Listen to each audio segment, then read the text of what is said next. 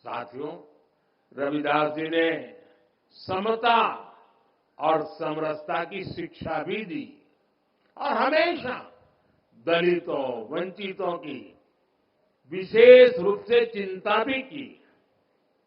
समानता वंचित समाज को प्राथमिकता देने से ही आती है। इसलिए जो लोग, जो वर्ग विकास की मुख्य धारा से जितना ज्यादा दूर रह गए, पिछले 10 वर्षों में उन्हें ही केंद्र में रखकर काम हुआ है। पहले जिस गरीब को सबसे आखिरी समझा जाता था, सबसे छोटा कहा जाता था, आज सबसे बड़ी योजनाएं उसी के लिए बनी है।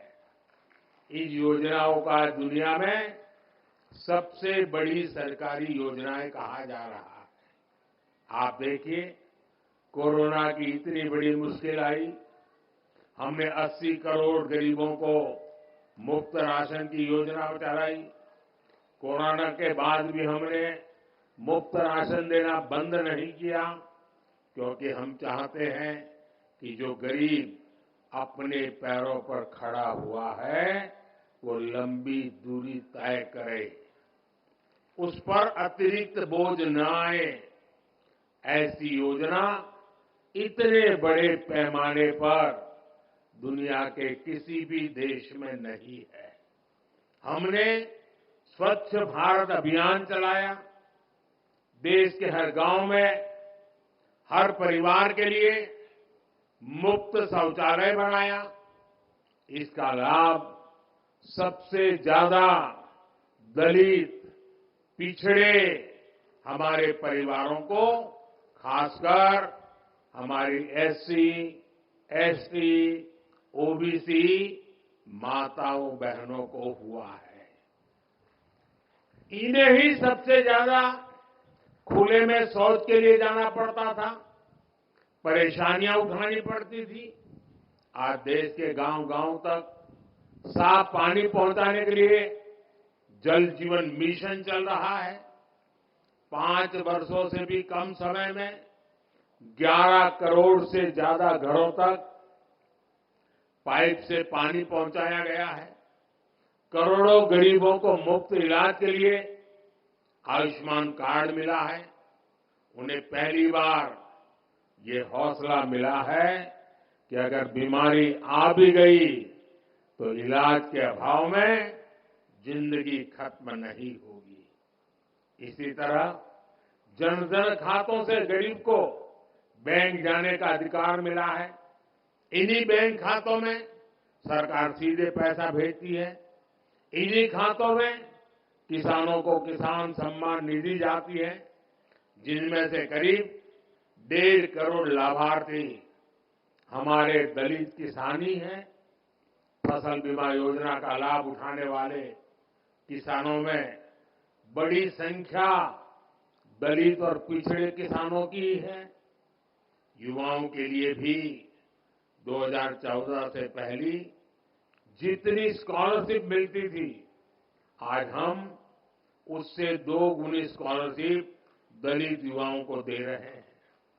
इसी तरह 2022-23 में पीएम आवास योजना के तहत हजारों करोड़ रुपए दलित परिवारों के खातों में भेजे गए, ताकि उनका भी अपना पक्का घर हो।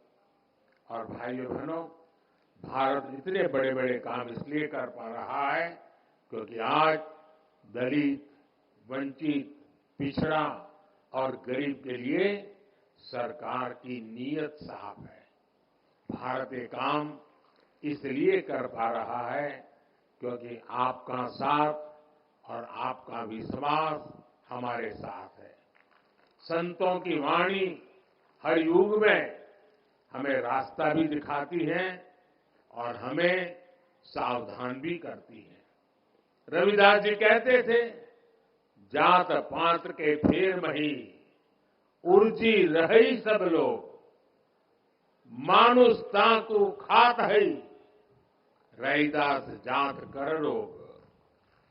अर्थात ज्यादातर लोग जात पात के भेद में उलझे रहते हैं, उलझाते रहते हैं। जात पात का यही रोग मानवता का नुकसान करता है। यानी जात पात के नाम पर जब कोई किसी के साथ भेदभाव करता है तो वो मानवता का नुकसान करता है।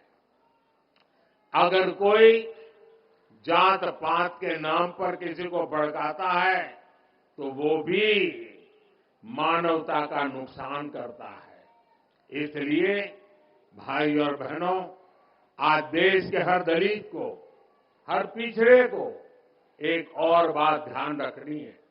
हमारे देश में जाति के नाम पर उकसाने और उन्हें लड़ाने में भरोसा रखने वाले इंडी गठबंधन के लोग दलित, वंचित के हित की योजनाओं का विरोध करते हैं। और सच्चाई ये है कि ये लोग जाति की भलाई के नाम पर अपने परिवार के स्वार्थ की राजनीति करते हैं। आपको याद होगा, गरीबों के लिए शौचालय बनाने की शुरुआत हुई थी तो इन लोगों को उन्होंने इसका भी मजाक उड़ाया था। उन्होंने जनधन खातों का भी मजाक उड़ाया था। इन्होंने डिजिटल इंडिया का विरोध किया था।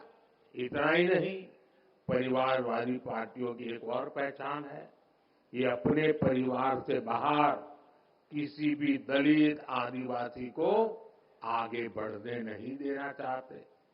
दलित, आदिवासियों का बड़े पदों पर बैठना इन्हें बर्दाश्त नहीं होता है। आपको याद होगा, जब देश में पहली आदिवासी महिला राष्ट्रपति बनने के लिए महामहिम द्रौपदी मुर्मू जी चुनाव लड़ रही थी तो किन किन लोगों ने उनका विरोध किया था? किन किन पार्टियों ने उन्हें हराने के लिए सियासी लामबंदी की थी? वे सब की सब यही परिवारवादी पार्टियां आई थी जिन्हें चुनाव के समय दलित, पिछड़ा, आदिवासी अपना वोट बैंक नजर आने लगता है। हमें इन लोगों से, इस तरह की सोच से सावधान रहना है। हमें जातिवाद की नकारात्मक मानसिकता से बचकर रविदास जी की सकारात्मक शिक्षाओं का पालन करना है।